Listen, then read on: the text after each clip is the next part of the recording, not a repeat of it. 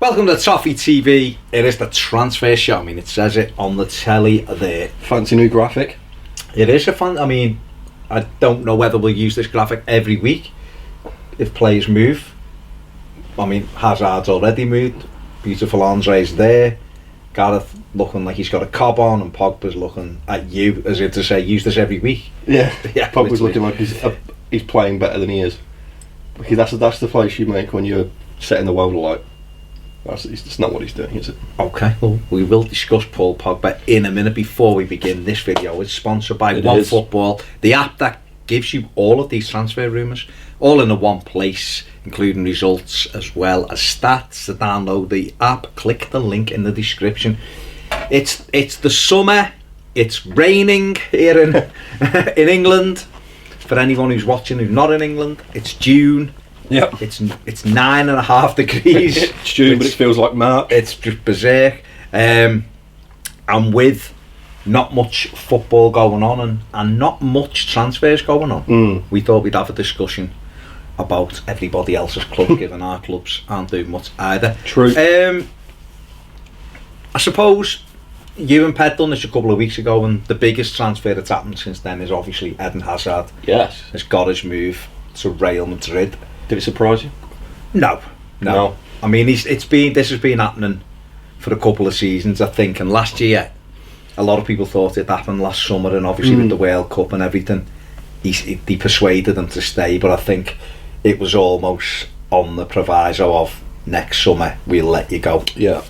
Which is fair. And I think it suited everyone. And Zidane coming back into Real with wanting full autonomy has seemed to have it now. Yeah. They need a big rebuild. He's already brought in Hernandez, I think it is, isn't he? Or is it Lewis? And who? Another player will come The to striker? in a minute. Jovic. Jovic, yeah, of course, he scored an absolute cracker last night, I think, for Serbia. Absolute worldie. He brought in Jovic in for 54 million as well, and obviously now Eden Hazard, just all part of their rebuild, which is nice, isn't it? Looking like it's got the makings of a bit of a Galacticos 3.0, hasn't it? Because I remember early days of Madrid when they had R9 Ronaldo, they had Beckham, they had actual Zidane when he was playing. And then obviously later on, 2008 came around, they had Ronaldo, R7 Ronaldo, and now it looks like Eden Hazard's finally got his move to go and play in white, and I could not be happier, to be honest. Like to get him off the Premier League. Every single time we get a question on the Redmen, and they're like, if you could have one player for the last 5 years, it's been Hazard. Yeah. No other. Would you like him now at Liverpool? Yeah. He's still walking. He's an unbelievable player, isn't he? Yeah. Talent, low centre of gravity, fantastic ability. He's such a big game player. You saw in the Europa League final, you know. Aubameyang and Lacazette individually, both fantastic strikers, but just don't have that edge, that winner's edge, and that's exactly why they're not linked with Real Madrid and Eden Hazard is, because he's just a winner. And like I say, he's been in the Premier League since 2012, 7 years at Chelsea. Fair play to the guy. He's had a fantastic career there, and very loyal to Chelsea, to be fair to him. He has, especially because given the turmoil that's gone on there, and you know, called Chelsea almost the most dysfunctional, successful club around. I agree. The Apart from maybe United now.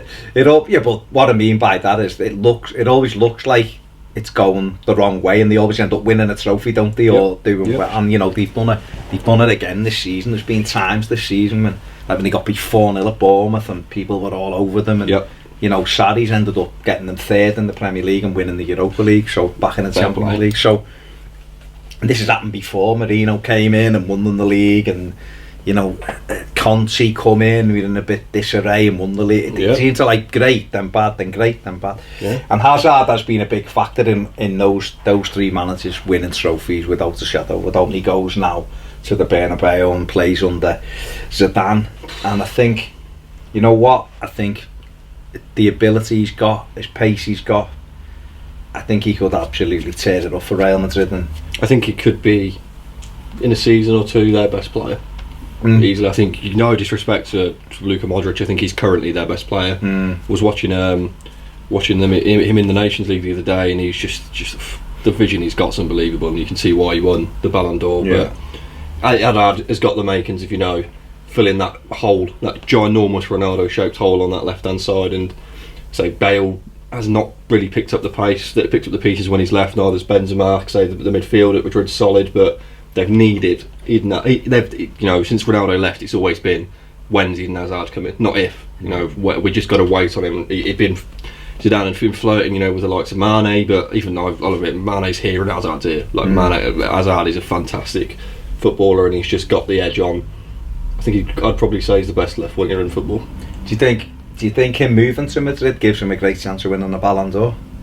This season or in the future? Within the next 2 years, because that's what he'll be looking at, won't he?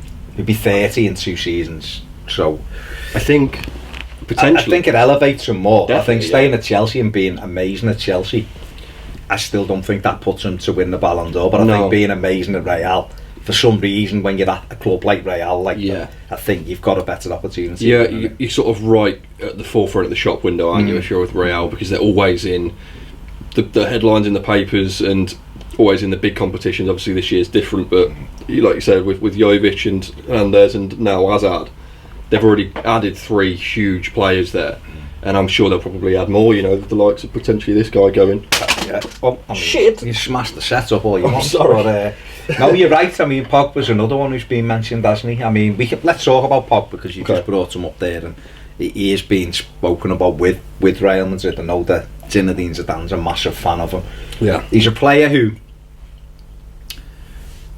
flatters to deceive sometimes, I think, for Manchester United, because I don't think, for whatever reason, they've been able to get the best out of him. I think he's had games when you've watched him. Yeah. I seen him at Goodison, not this. He was dreadful at Goodison this season, but last season around Christmas, New Year's Day, it was, and United came to Goodison, and he was unbelievable. And you were like, wow, that's the player. When he's on that form, he's untouchable. I think in the midfield, physically, the way he's built, great with both feet, can beat a player. Strong, looks a real athlete. The Paul Pogba we saw in the World Cup for France, the Paul Pogba we saw for France in the World Cup, incredible, absolutely, ability not in question, but I think United simply just hadn't seen enough of that Paul Pogba. And there was we can remember the last day of the season when Josh Murphy or the other Murphy ran off a throw-in, and he just let him run behind him, and he turned around, it was in the net, and he was a bit like, oh yeah, I haven't done my job again. He's like looking, and I think there's been too much of that. But I think at someone like Real Madrid, I think Zidane had put the onus on him to go out and play. He'd have the white on, if you called it, the most famous shirt in the world. And I think for him, having a French manager who trusts him and being on that stage, and let's be honest, he can probably play at 50% for half the games in Spain and still be fantastic. I think it could be an incredible piece of business for him. I agree, mate, and I think you hit the nail on the head with the physicality stuff. I think he's perfect. Weirdly, he's perfectly built for the Premier League. Pacey, strong, really good vision, and scores goals, which is mainly what you need from a midfielder of his stature. But it's his mental capacity that holds him back so much, and you can see I don't think he knows that United's not his level. And I think you saw, like you say, in that last game of the season, was it Cardiff they played? He just mentally checked out. Like, he just looked like he was done. And that's the problem when you've got players like Paul Pogba in your team. It's just like they know they're good, and they will let their ego and their ability basically talk for them. So, if I don't think he really gets on with Solskjaer. I think if you're going to fall out with Mourinho and you have that clash there, are you going to take a guy like Solskjaer seriously? I don't know. But because going to play with the thing with Pogba in the way that he's always spoken about is he needs world-class players around him. If you go into a team where you've got Hazard on your left, maybe Bale on your right, Jovic in front of you, Hernandez there, Modric next to you, Ramos behind you, that's just got the makings of a phenomenal team. Tony Cruz, and it's just signed a new deal there, hasn't it? So it's just, and they're also linked with Kylian and Mbappe as well.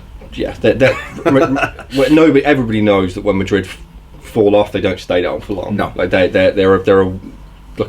not allowed to be, are they? No, they're Spain's national team, really, aren't they? Exactly, and they have to come back and fight for it. And I think it just makes sense. I think being French, and I think Zidane clearly sees the link there. And I think Zidane knows if you're a French player is there really a bigger name in French history than Zidane, football-wise? Like, there's not a chance. Pogba ability as well, everything. Yeah. I mean, you see him now, even with taking training, and he'll stand out, do a few tricks and smash ball, and you're like, But if still play. If Pogba thinks he's the big man, like he's never met Zidane, because Zidane put the proof in the pudding, and he's one of my favourite players of all time. And I think Pogba needs that. He needs a role model instead of being someone he respects, someone that he can go to, and he actually takes them seriously, and he can trust that they'll get the best out of him. Because I think that's where the friction comes from.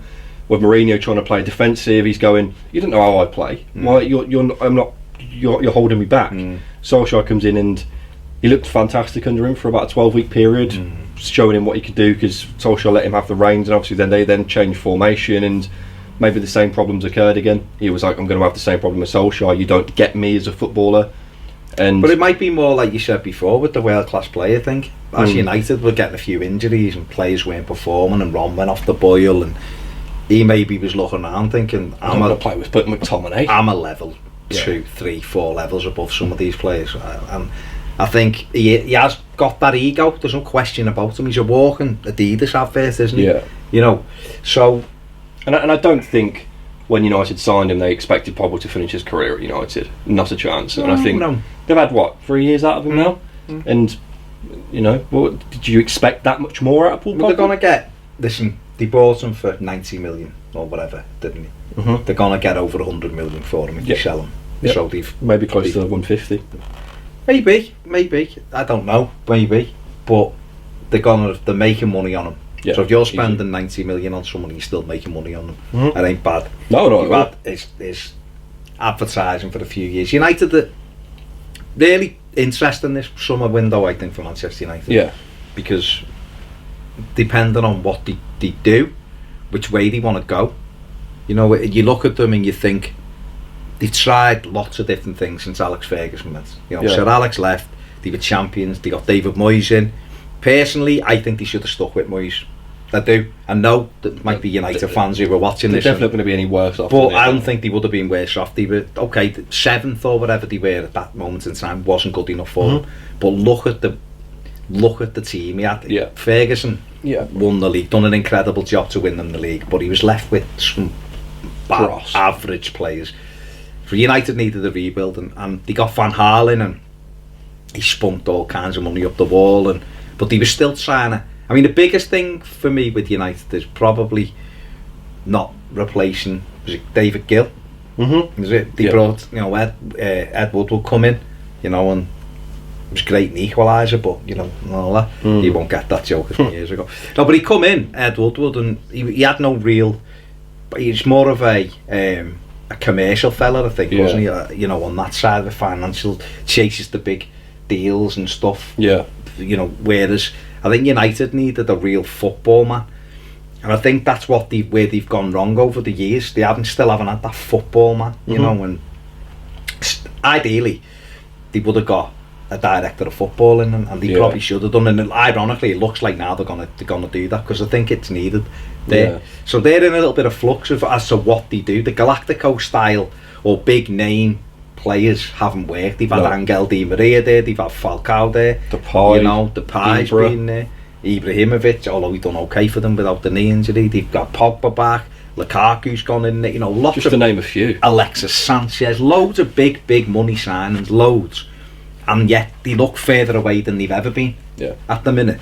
So I think for them, they just brought young Daniel James in, and that looks like a smart sign. And whether he can do it regularly, but he's a kid, so 21, you've got to let him grow. I don't think it matters if he could do it regularly. I think the fact they've signed him is a real step forward for United. It's because you've got to, if you're an Arsenal fan, you've got to hold your hands up and say this is a process. This is not like you said correctly there. We've tried the marquee stuff, we've tried the quick fix. Bring Di Maria on the right, then we'll bring Depay on the left, and we'll try and fix it and bring us right back to the top in a season or two. 3 managers couldn't do that. 3 very good managers, and you have to look at that and say, well, it's not the manager's fault. It's just the ethos. You're right. No one could replace Fergie, and that team that he left. That's a 5-6 year rebuild.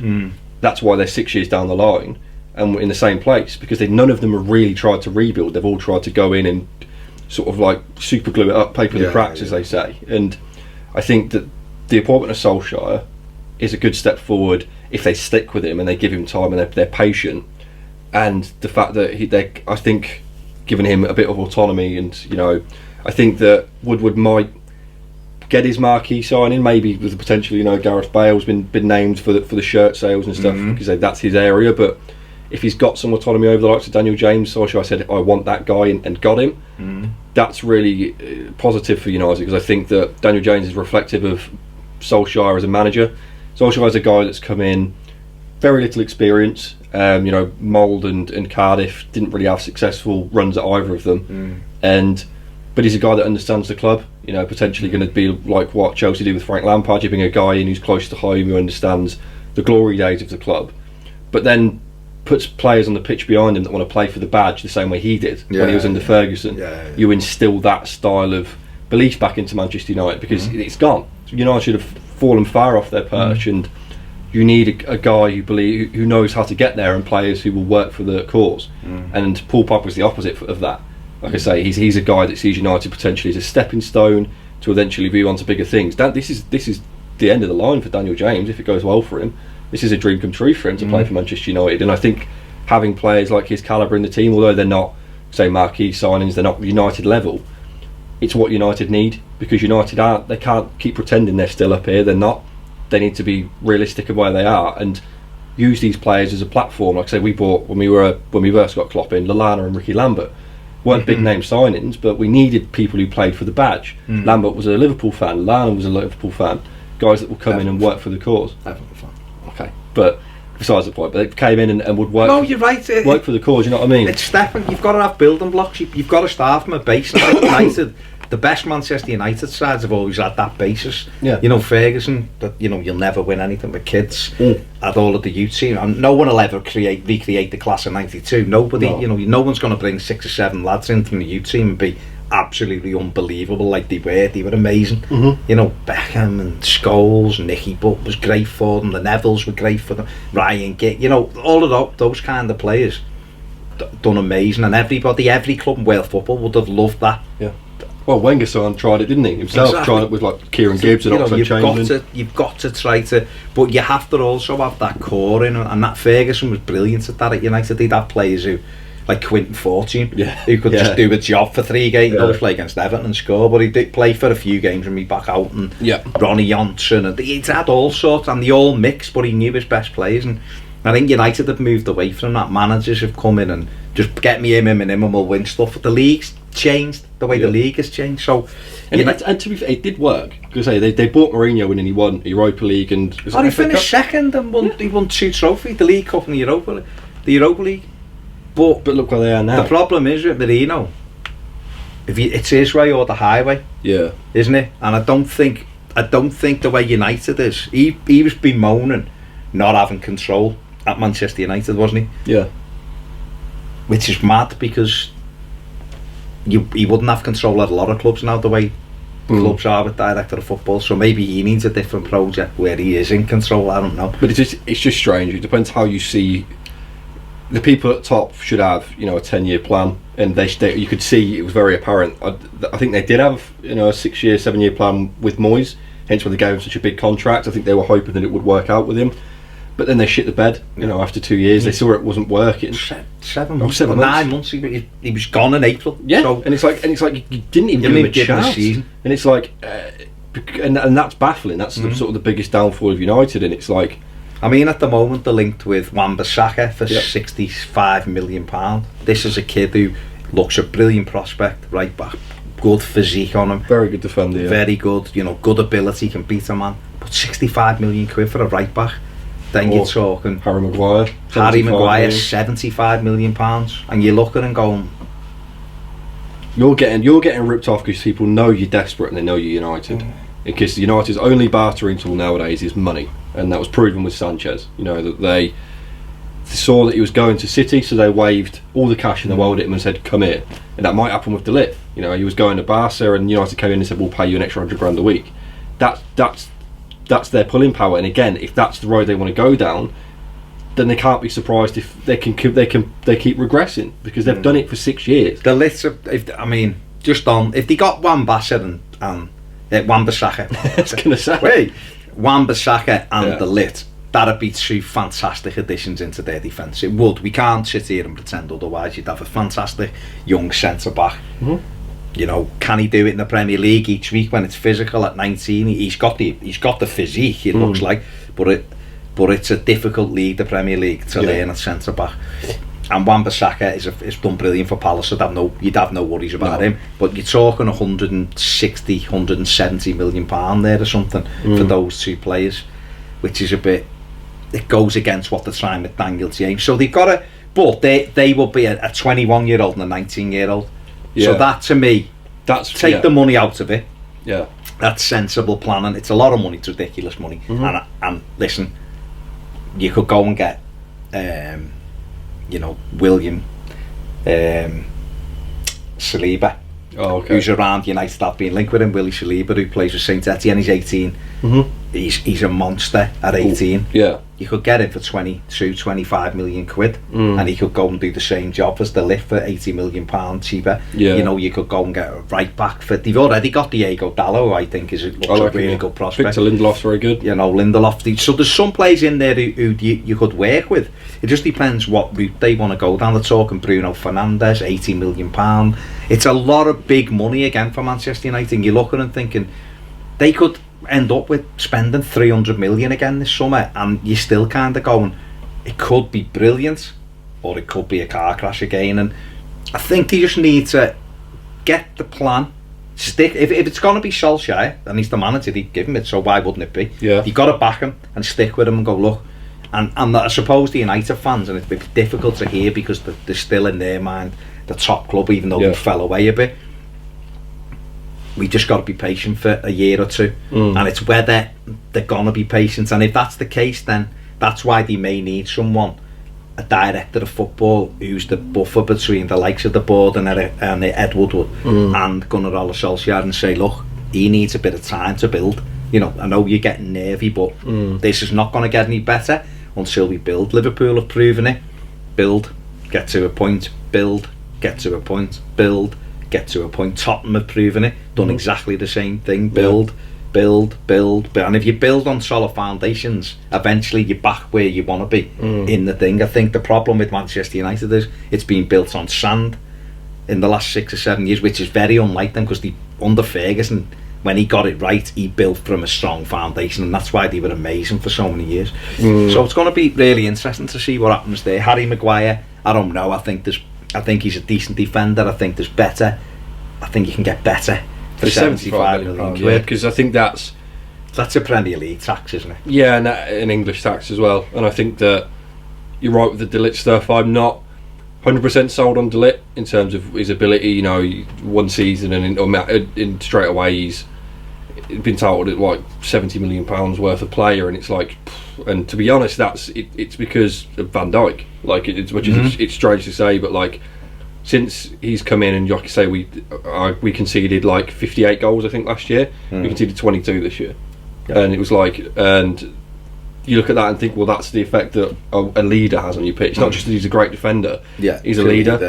So definitely. And that's what United need most. They're crying out the biggest for a leader on that pitch, somebody to... I suppose then Harry Maguire is that, you know, as much as at times he's suspect defensively, because he is, let's be honest. I suppose he does get in people's faces, and he does try to drag players through, and he throws himself on the line. But I think. But then I think he could get. If you're spending 75 million on Maguire, why not spend it on De Ligt, who's 19? You know, who's clearly a leader. You know, Ajax captain. Well, he probably. Yeah, I mean, you've also been linked with Rakitic, and. I think, to be honest, United will get linked with every single player under the sun this season. They will, won't they? Because again, players going out of the door. Obviously, Romelu Lukaku's been linked heavily with Inter Milan. Antonio Conte's now was confirmed as the Inter manager last week, I think it was, or the start of last week. So it looks like that one may happen. Although you were saying that.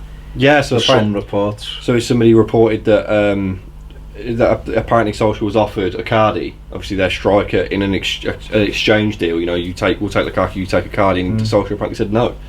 Which was baffling and to us, because we were like, so you want the money, so I'm assuming if you're not going to swap it for Icardi, who's as good a striker as any, you know, if you're trying to replace someone So what's the plan? I suppose though, if they think, say they think they can get But who? 120 million for Lukaku, right? They won't, but okay. I don't I'll think I don't think they will. I think 100 is maximum what they'll get for him. They're still about 70 probably. I don't think they'll take a loss on him. They paid Everton 90 million for him so far.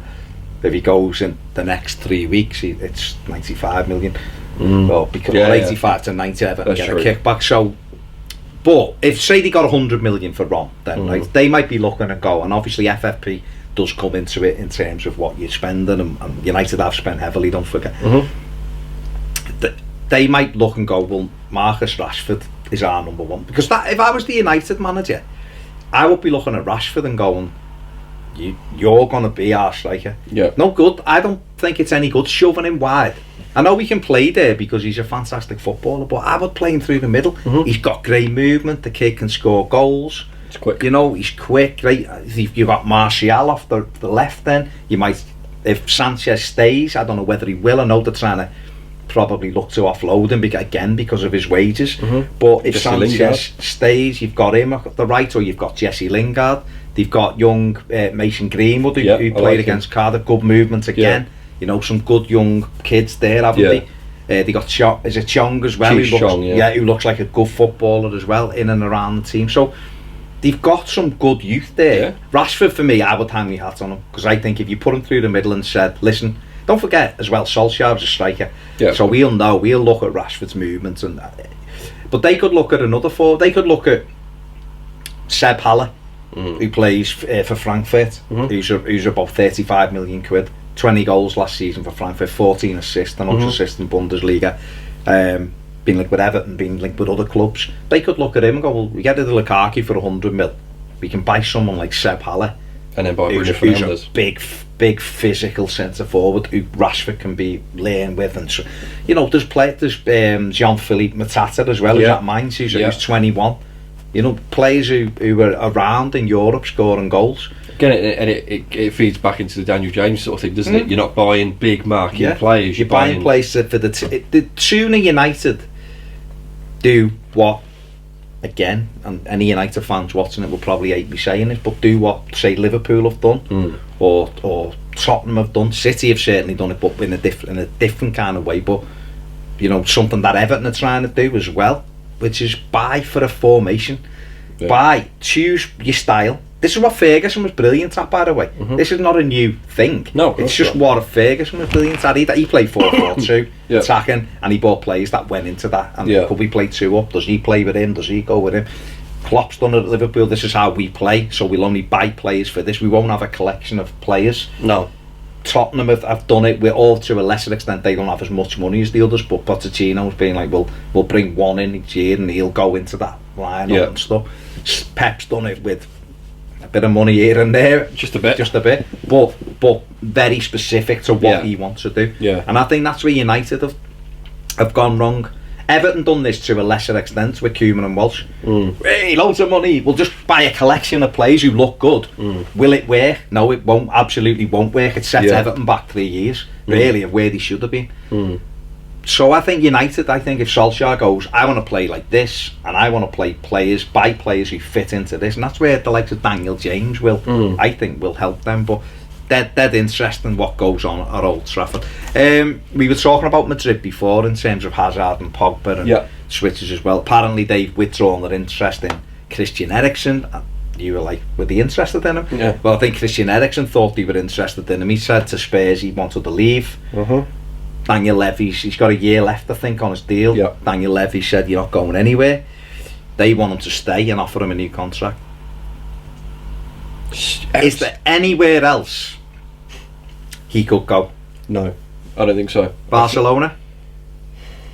Maybe. He's 28, maybe to replace Rakitic. He's a similar style of player to Rakitic, I think. You know, he's very good vision, great passing, not very quick. I don't know if Rakitic is quick, but I assume he's not. You know, he's not like, you know, your Usman Dembele and your Messi. No, he's not that ability. So, but what Eriksen's probably got with Rakitic hasn't is a little bit better defensively, where Rakitic is probably a little bit better defensively. I would suggest. That's true. I don't know, because I don't know I don't think Eriksen's good enough to play for Madrid, personally. Okay. I think that he's not. I think he's fantastic.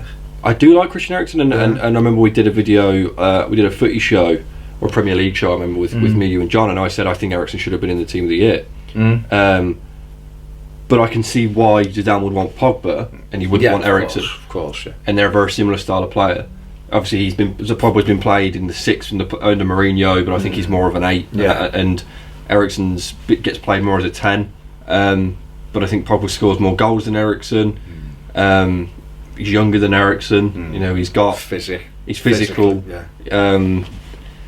I don't know. Christian Eriksen, I used to look at him back 3-4 years ago, when it was sort of like the battle of the tens in the Premier League, and it was like Arsenal had Ozil, Tottenham had Eriksen, we had Coutinho, and it was really exciting to see those three sort of do battle. And Hazard, I think, was playing in the 10 at the time, and it was cool to see all these 10s, because everyone seems to be playing either a 4-2-3-1 or a 4-3-3.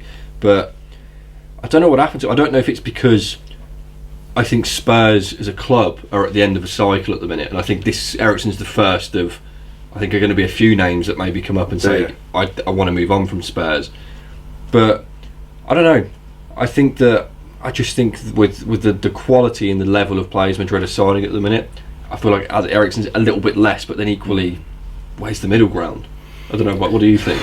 Bayern Munich, somewhere like that. Potentially, yeah. But it's who will, I suppose, the problem for Eriksen's got is, and it's a good thing if you're a Spurs fan, is Daniel Levy's an unbelievable negotiator. He's a tight ass. And if he doesn't want him to go, he won't go. No. End of story. Now, if Tottenham demand 100 million for him, he ain't going anywhere, because I don't see anybody other than Manchester City, and I don't think City would get him, because I think they don't need him, paying 100 million pound for Christian Eriksen. No. Now Real Madrid's off the table. I don't think any Barca wouldn't pay it for him. No. I don't think Bayern Munich simply haven't got the money to pay that for him. They've already bought, and they've spent 120 million euros already on their signings. They're trying to go a different way as well, and they're trying to get younger players as well, aren't they? So it's a tough one for him. Maybe PSG, but then would he go to PSG? Yes, he's in the Champions League. Yes, they'd win the league in France. See, Eriksen's in the ballpark a player for me like Antoine Griezmann is. Like, both very good class footballers, but both got massive hindrances.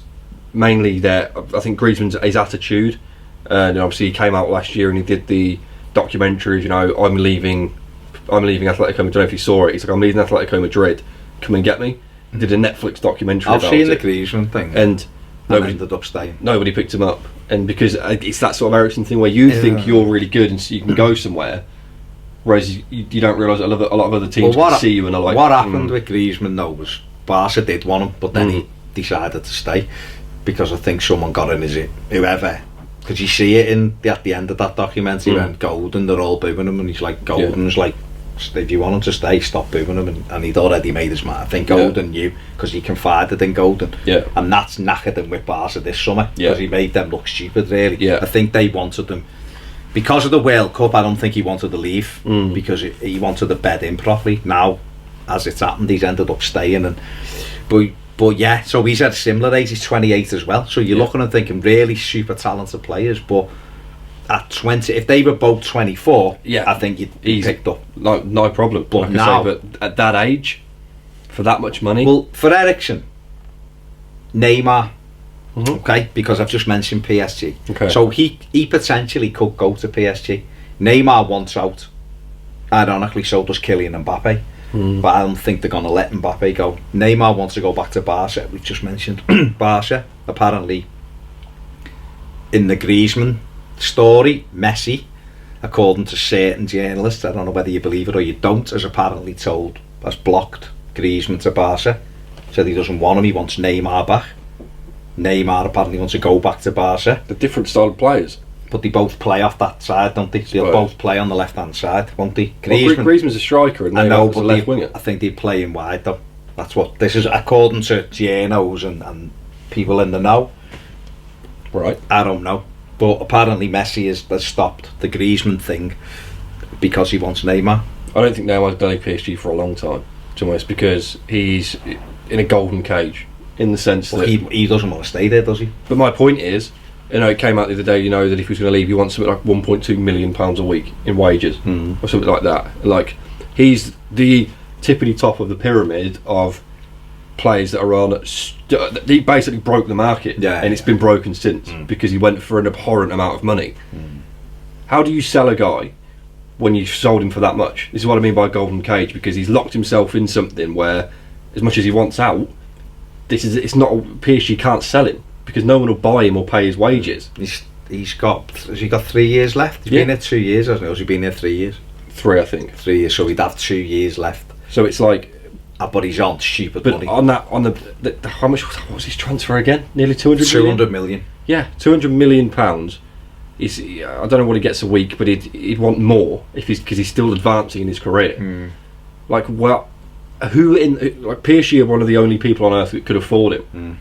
Same with Mbappe. He's a guy that's going to be eye-wateringly expensive.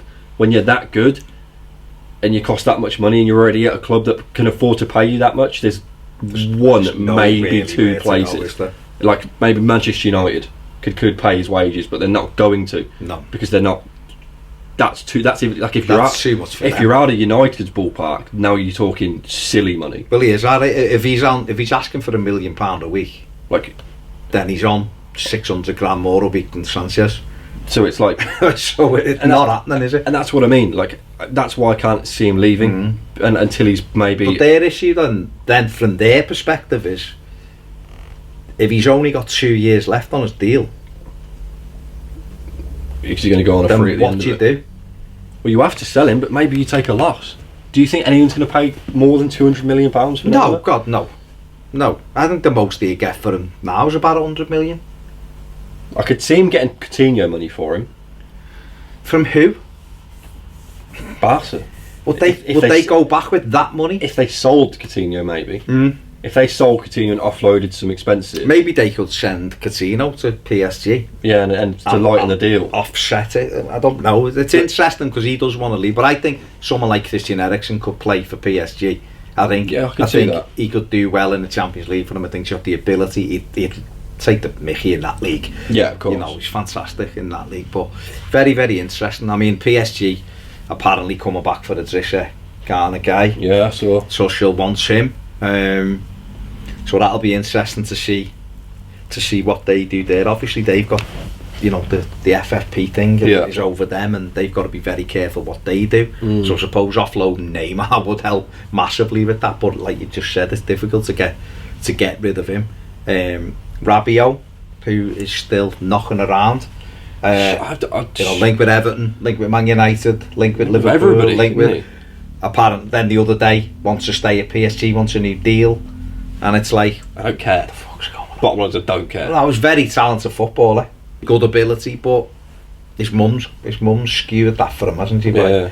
And he's got a terrible attitude as well. It's all a bit weird again at PSG, but who knows? Chelsea, Hazard out, Leon Bailey, good player, link with them.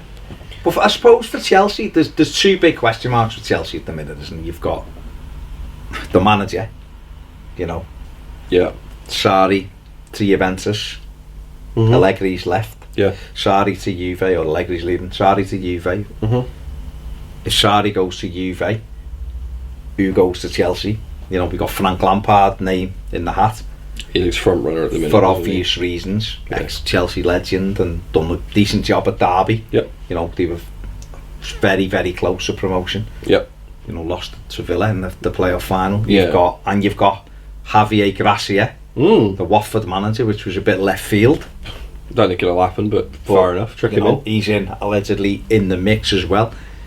And then you've also got Allegri, who's just won 8 Scudettos on the run, or something with Juve. Who's a fantastic manager, so why wouldn't you take him? If you were Chelsea, then would he go? Italian managers in London, Conte stay for 2 years, wanted to go. Sarri has openly come out and said he doesn't like it, he wants to go back to Italy. So Allegri may just not fancy it there, and he might have his eyes on a different prize. Manchester United maybe, if Solskjaer doesn't work out. So for Chelsea again, a lot of flux, and you've also got the you've also got the transfer ban, which is the other side to that. We know that they've appealed last week. It may get frozen, it may not. So there's a lot of stuff up in the air with Chelsea, and again, for them, I think the interesting thing with Chelsea is what route they decide to take. A transfer ban may help them in terms of having to shape their team differently. Now, if they were to get someone like Frank Lampard in, and Lampard came in and they couldn't sign anyone, and he went, right, we'll have to use Michy Batshuayi, Tammy Abraham, Kurt Zouma, wouldn't help Everton, but you know, Kurt Zouma. What a terrible backline of players. Reece James, who's a highly rated right back. Yeah. And we'll have to use these and we'll get through it, you know, bring Danny Drinkwater back in from the cold and all that, because they're not allowed to, well, they can sell, but they're not likely to offload loads of players. And that perversely might help Chelsea settle down a bit. It's a risk. It could go the other way. Of course it could. Yeah, I think Lampard, interesting. If they do, if the transfer ban goes forward, and seeing, you know, both halves of the story on Twitter, so there's a lot of Chelsea fans that are like, tell us some Chelsea transfer news, and then you get Chelsea fans replying to them like, we've got a transfer ban, stop being an idiot. Like that's been one of the funniest parts of the transfer window so far, is that even their own fan base is split. They don't know what to believe. But if the transfer ban goes through, I think Lampard's probably the best man for the job, because you know, like you say, he did really well with Derby, first stint as a manager, and it's a good calibre of players to learn from. You know, he had a couple of stars in his team like Harry Wilson that he did nurture quite well, and Harry Wilson did shine under the likes of Lampard. But if you are, you know, these guys that have been out in the cold, like you said, and like I think Zuma's done fantastically at Everton, so I think he's fine. But you know, Batshuayi, who has floated around a little bit, to come back, you know, maybe with a sour taste in your mouth, knowing that Chelsea never really cared about you, they've loaned you out and left you there. To come back under Frank Lampard, you might feel like, you know, this is changes afoot.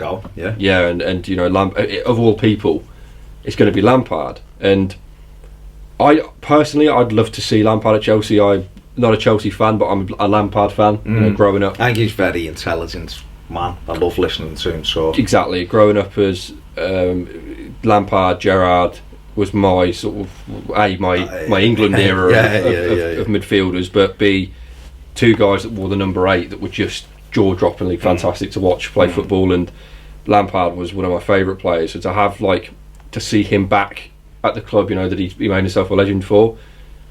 If you can't work for Lampard, who are you going to work for? You know, at Chelsea, and I think that he's probably the step forward they need to take, because you're right. Chelsea have been under, since Abramovich took over, the 2-3 year manager stint. Man, we flush the team out, then we have a manager for a bit, and then we flush it out. And you're right, they get success by hook or by crook, but maybe this, if they do employ Lampard, is maybe the turning point that United have maybe already taken a step forward to going towards, you know, employing someone that understands the ethos of your club back in the glory days, understood what it meant to be Chelsea, at peak Chelsea, and it could be the future of Chelsea, and I'd like that for Frank Lampard, because so long now Chelsea have just been that team on the periphery. You know, they're a big club, but nobody really treats them as a big club. Obviously City, I think, have taken that mantle now with the way that they go about things, but back in the day Chelsea were like, well, you're winning things, but shock, like you should be with the things that you're investing in, and I've lost interest in Chelsea in the last sort of 5 years, because they've just, like I say, because they've just become manager after manager after manager that sometimes win things. But now Hazard's gone,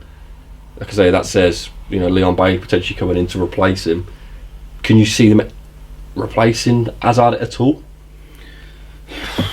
Not with, I mean, I think we were talking before we pressed record, and you mentioned Wilf Zaha.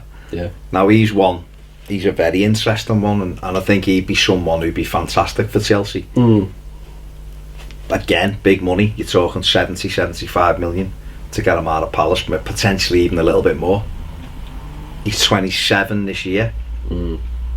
He's got to do it to be considered a top player. He's got to perform regularly, and I think playing for Chelsea would do that. He'd be in the Champions League. He'd have to do it, and I think working under someone like Lampard would be a fantastic thing for him as well. But again, it's all down to the ban. He's not the same as Hazard, because I don't think you can replace Hazard. I don't think there's anyone naturally around who could replace Hazard who's got that ability. So what you have to do is get someone who is really good at one thing, and Zaha's good at winning penalties for a start.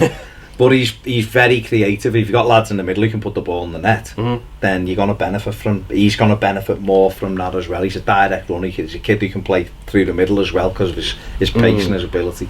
But they're in a strange position because we had this problem when we sold Luis Suarez, because he was irreplaceable for us. There wasn't a striker in world football at the time that was like Suarez, could carry a team. Or who Liverpool could have got. Exactly my point that I was going to go on to. You know, he was, when he left us, he was leagues above Liverpool. So we were looking at that going, where are we going from here? And again, like I said, we bought Mario Balotelli to replace him. And it was like the worst thing possibly could have done. So that it'd be interesting for Chelsea. Again, obviously they can't replace him if they got a transfer ban. If they do it, if they go like for like, maybe they go take a big risk on João Felix, left winger from Benfica. Maybe they enter the market for that. But obviously they've bought Christian Pulisic, who can play on the left. Yeah, but he's unproven in this league. He could be Pulisic, loads of ability, don't get me wrong, fantastic at Dortmund. USA have got big hopes on him. He's a fantastic marketing tool for Chelsea. Definitely, in America. He's the hottest thing in America. But he's going to take a little bit of time. I should imagine he'll probably, the first 6 weeks he'll be a blaze of glory, and then people will start looking at him and think like that we'll have to mark him, and he might settle out down a little bit, but he looks like he's got loads of potential, could be a great player for Chelsea. I think you've just mentioned there João Felix, but big stories coming out today that he wants to go to Atletico Madrid. They're in for him, which is a surprise because he's been linked with a lot of English clubs this summer, especially Everton, Liverpool, City, United, Tottenham even, but his buyout was 105 million euros, so I don't think anyone was paying that. No. But, like you say, the big rumours coming out of Portugal from some respected journalists are that he wants to join Atletico Madrid. Fair play. Which again, it's a bit, but you can also see it. Yeah. Is that go there, develop Champions League under Diego Simeone. Fantastic manager. See what we get out of that. They need a big rebuild, Atletico, to get the Golden's just left. The other centre back's gone as well. I can't remember his name. The two centre backs, so they're two big holes. Griezmann's probably going.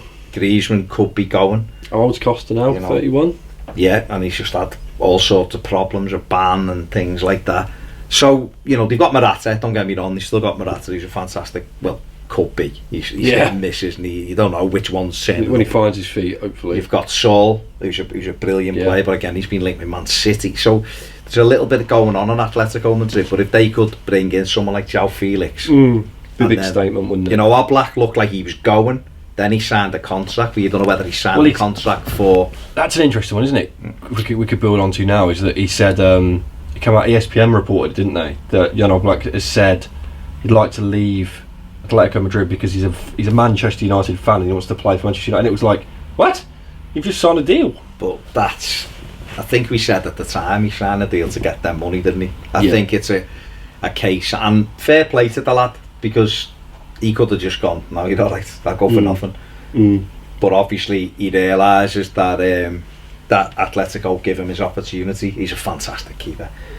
So maybe it's a bit like a Wilfred Zaha situation, signed a 6-year contract the year after he's probably going to leave. The thing, but I think he only signed this in March. Yeah, it was like literally a couple of months ago. So therefore, he could go if if De Gea leaves United, which again that's popped up again. PSG, De Gea came from Atletico Madrid. And he could go to PSG. He could go to PSG. So it's like you giving it all this, aren't you? Into PSG because Buffon's going to retire. You've got Oblak to United. Then who's going to Atletico?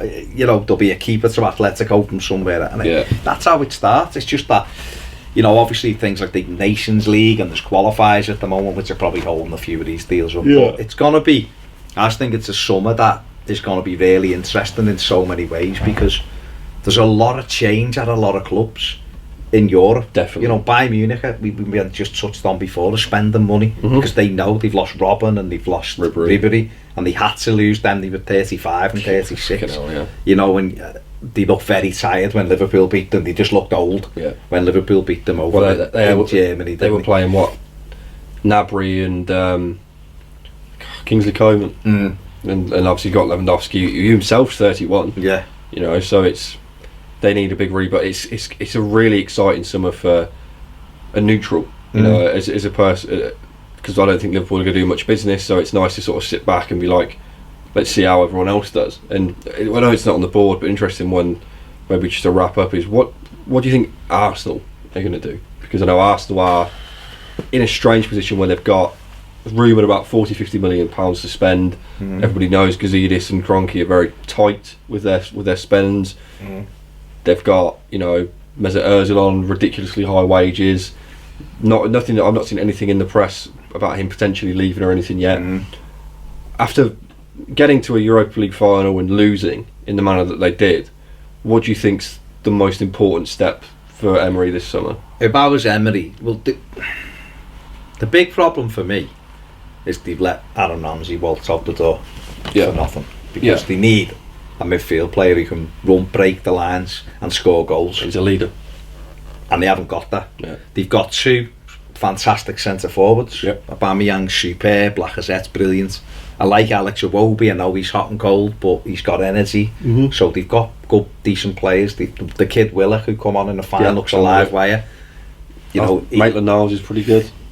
Is he though? Is he good enough for Arsenal if we're trying to stay in the Champions League? We don't know. He's a younger lad, don't get me wrong, and development over time he'll get better. But I think centrally, the centre backs are horrendous. I think Koscielny is just too injury prone. I think when he come in, what a marvellous player, he was brilliant. But the injuries are catching up with him. Mustafi has a good game and a bad game. I think Sokratis is, come from Dortmund, he's not fantastic either. Again, he's another one, a good game and a bad game. Callum Chambers is very injury prone. Callum Chambers, they got Rob Holding, who looks decent sometimes, then other times looks out of his depth. Monreal is not getting any younger. Bellerin's out. Bellerin's had a big injury. Did they just release Lichtsteiner? Yeah, but they got it for nothing. But so, Leno's been hot and cold. Obviously, Petr Cech's gone out the door now this summer, leaving to be director of football at Chelsea. Which is after the Europa League final, which is mad. But so if I was Arsenal, I would be looking to buy a centre back, and a centre midfield player would be my first two things. And Willie Saliba, I would go and get him. They've been linked with him. They've been rumoured to get him. He would be who I would go and get. There's no question about it. 20-25 million. He's only 18, and it's a big thing. But he's gonna be a monster. And Arsenal have had great success with French players. And Emery's a good coach. Emery's a good coach. Get him in, get going, do a bit of business like that. Go and get, there's other young players around who they could build on. 40 million is nothing. So they may have to trade a couple of players to boost it. So that's a good point to come on to. For me, I think getting rid of Mesut Ozil's got to be their first port of call. Personally, but it's like you said with Neymar before. I know who's paying Mesut Ozil 300 grand a week. I know, but the problem with that is it's like the Sanchez thing. You mess up your wage structure for everyone else, and I think, and it's public knowledge. That's why Ramsey left. He said, "Pay me some more money," and they were like, I think he wanted 200 grand a week or 120 grand a week, double his wages, and they were like, "We can't pay you that." So then PSG were like, "We'll give you 200," and he was like, "Okay, I'll go to PSG then." It's not like they didn't source the move. Juve. I'm thinking of Ana Herrera. Herrera done that to United. So it's like, but two very similar stories. Because of Sanchez and because of Ozil, you've got two guys who are sitting at the top of the cast, and everyone else is like, "Well, why are they there? And what are they doing compared to what I'm doing?" Guys, Ozil's played 7 times this season. Clearly doesn't like Emery, and Emery doesn't like him.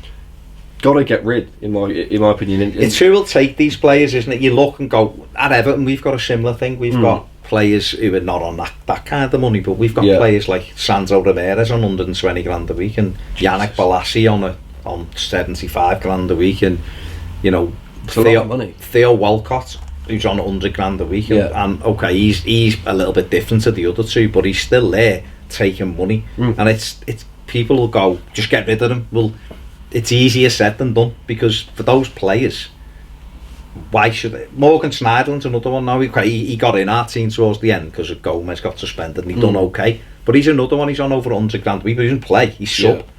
So it's dead easy to go, well, we want to get rid of him, and we do, but if no one's gonna come to you and go, well, I'll pay you 100 grand a week, why should you leave? So if you're on a big contract, you're gonna go, well, look, you're only doing what Bale said he's going to do, isn't it? Or just sit around and play golf. I've got 3 years left of a contract. That's the thing. I mean, United have been linked with Bale, haven't they? And I think he'll be available at a loan deal. So it's whether or not he wants to take that, and that's going to come late in the window, I think, because I don't think anyone's running to get Gareth Bale day one. You know, the international window opens in the next few days, I think, doesn't it? So things will start moving more then. But it's really interesting, and Arsenal are a really interesting one, because Emery needs to be backed. Yeah, big time. And they do need a recycle, but defensively it amazes me that Wenger didn't see it. That's all. He didn't realise, or he didn't decide to invest in good centre backs. He tried to do a bit on the cheap, and he got Mertesacker in from, even though he was a good defender, he was slow, and then he tried Gabriel from Villarreal, and he didn't really do anything, and he's just never been able to nail someone down. They should have maybe bought Harry Maguire a couple of years ago for 17 million when he was available, and gone, we'll have him, a big grok at centre back who will sort us out. It's just, I think, sort of to come full circle about what you were saying earlier, about picking players for a system, picking players that you sit down, you've got a blueprint before you even go, and a 5-year plan, and you say, right, we're doing this, this and this, and it's what Jurgen Klopp did. Obviously he came in and bought Roberto Firmino. We bought him and Karius, I think, in that window, and Rodgers bought Firmino. From Hoffenheim. It was before Klopp. Because he come in with, and it was him and Benteke, wasn't it? Yeah. Firmino came in, and Liverpool got him in June, I think, when he was away with Brazil still. But then obviously Klopp came in 3 months later, because Rodgers got sacked early on. But he got him for the system, and went from then. Everyone he's bought for the system. That's why Liverpool have had. If you think about Liverpool with that plan, the way they've done, they haven't really had a bad sign since Klopp's been there. No, really. No players he's bought. They've all offered something. You haven't got one and gone like Benteke. Benteke was a disaster for Liverpool. He paid 30 odd million for him. Yeah. Okay, they got stupid money back for him somehow, because Liverpool are brilliant at doing that. But they paid money for him, and he done absolutely nothing. Even Shaqiri, they paid 12 million quid for him. I don't rate him. I think he's 6 goals, 5 assists. Exactly. He's come in key games and gone bang, top in 1-0. Yeah. There you go, or an assist. And he's done okay for them, because they've got a plan. Yeah. And Spurs have got a plan, and Man City have got a plan. I don't think anyone else at the moment in the top 6 has got a plan. No. And I use that with Chelsea, Arsenal and United. I think it's all a bit, throw something and see if it sticks a bit. And Sarri, I suppose, may have had some kind of plan and hasn't had the players or the money or the time to get what he wanted. Yeah. And I think for Arsenal to be successful with Emery, they're gonna have to. Whether they do, I don't know. And that's the key thing. And it's just whether that board they've got will ever trust him, because that's what we had with Klopp, is that he had his initial windows, didn't really have much money to spend, but as we worked forward and he was getting us to finals and stuff, he was rewarded with more money. But I don't know if Xhidis or Kroenke will ever give Emery the money that he wants, because he's been, obviously they gave them money for Aubameyang. Obviously, I think he was £60 million, and it's worked, definitely has worked, but he needs more, and that's the problem. Is sort of where I look at that. I look at Arsenal and go, where do you go from here? Because we've never had the position where we had someone on stupid wages, but we've had Lazar Markovic, who was on 60 grand a week, never played. We just sat in the bottom. We was playing for our unders, destroying the money. Yeah, and we've just released Daniel Sturridge. Didn't offer him a new contract, and for a lot of people, that's like, Daniel Sturridge is a good striker, but he was on £145,000 a week, and it's like just not worth that money. But that came in his 4th year of getting the contract stuff and sorting that out. So Arsenal are a strange one, and you're right. This is probably the most exciting transfer window I've seen for a long time, because every single team has their own really sort of some serious issues because of this all correlates to the fact this was probably the worst, top 4 race we've seen for a long time, and all of those teams in that race have their own problems to address. It's in flux. We'll finish with Daniel Sturridge, because he's tweeted a picture from New York City with a building saying meeting vibes.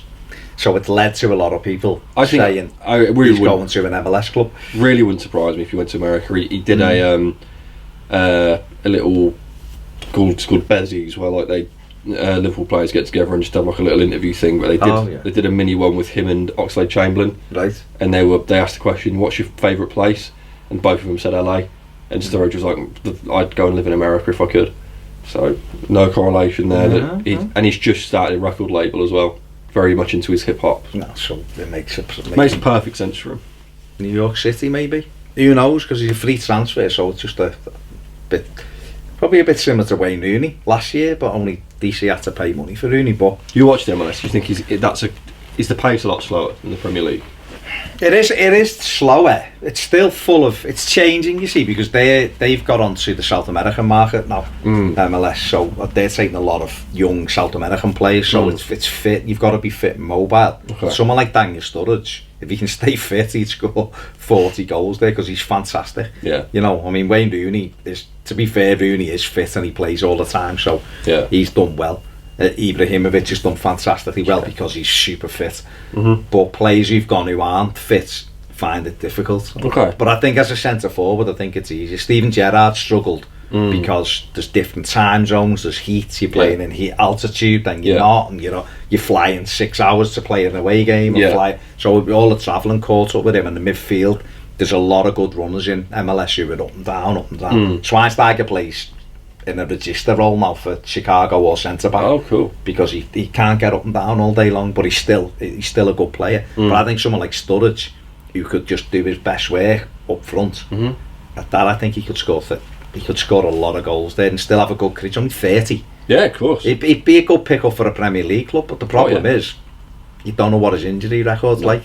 Whereas you could go to America and maybe different methods and a slightly slower league, less. And I think he's mentally happy to cap off his sort of super professional career. He was at us from every 2012, wasn't it? He's been there for. He's basically give his career to us, and he'll go down as a Liverpool legend, especially for me, because he's very much my era of that 13-14 season. He was remarkable. He was amazing. Absolutely adored the guy, and it was really nice to see him cap off his career with the Champions League, and you could see it on his face. He was like, he looks like he could rest now. Like he can be like, I can move on. He still wants to play football, but you could see in this season, especially like I say with the music stuff. Obviously, having that loan out to West Brom last season. Last season, and he was sort of, you could see maybe he was reining it in a little bit, and still contributed like 5 goals for us this season. Some really important ones against Chelsea and first goal against PSG at home. So I could see him just sort of kicking back in America and letting his career sort of slowly plateau. Be interesting to see what happens with him. That's it. We've had a good chat about a lot of different things, and we'll probably be doing this every week as we go through the summer. Let us know if you've got any ones that you want us to talk about, because there's so much transfers, or any teams specifically. Any teams, we'll have a look at a bit of focus, but we'll be doing it next week definitely, and we'll do it as we go through the summer, because it'll be interesting. Especially if they're big signings. Hopefully each week we'll be able to say, right, that he's gone there, let's talk Gomez is staying. Gomez is staying at Everton, or whatever. We'll see. I did mean Everton, not Barca. I know you did. I know. We'll see, but I'm sure he will end up at Everton. Let us know what you think in the comments. Any transfers we missed, any we should be talking about, any you think are absolutely nailed on. Yes. What will Chelsea do? Will it be Lampard, or will it be someone like Allegri? And will Bale end up at United on loan maybe? And will Pogba end up at Madrid? That's the one. That is the important one. Let us know. Thanks for watching. See you later.